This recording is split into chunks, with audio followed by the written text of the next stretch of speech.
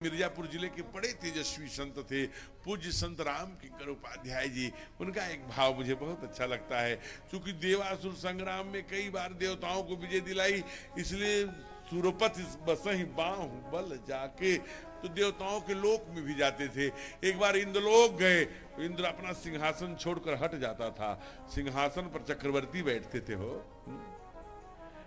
फिर गोष्ठी होती थी, कुछ विषयों पर चिंतन होता था, कुछ राष्ट्र के विषय होते होंगे, कुछ विकास के विषय होते होंगे, कुछ शिक्षा के, कुछ मनोरंजन के। ऐसे करके जब उठे तो ऐसा पटका लिए थे राजा, वो ही भूल गए दशरथ के वही उस पर सिंहासन पर, उसके इंद्र के।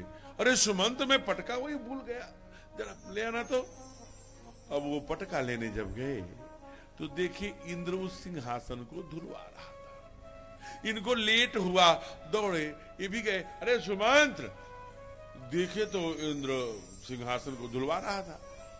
सुमंत्र जल्दी से आए कि राजा जी न देखने पाए। अरे सुमंत्र, वो इंद्र अपने सिंहासन को धुलवा क्यों रहा था? क्या बात है? अरे छोड़िए, कोई बात नहीं है। कहे बताता क्यों नहीं, क्यों धुलवा रहा था, बात क्या थी? जब बार बार हट गया तब सुमंत बोल पड़े, राजन क्षमा करिएगा, इंद्र देवता है, देवताओं का राजा है। वहां की मान्यता है कि जो निपुता होता है उसको अपशगुन मानते हैं, उसे अशुभ मानते हैं। आप जहां बैठ गए इसलिए उस आसन को धुलवा रहा था। अब ये प्रश्न को सुन करके दशरथ जी के दिल में चुभा, ग्लानि हुई।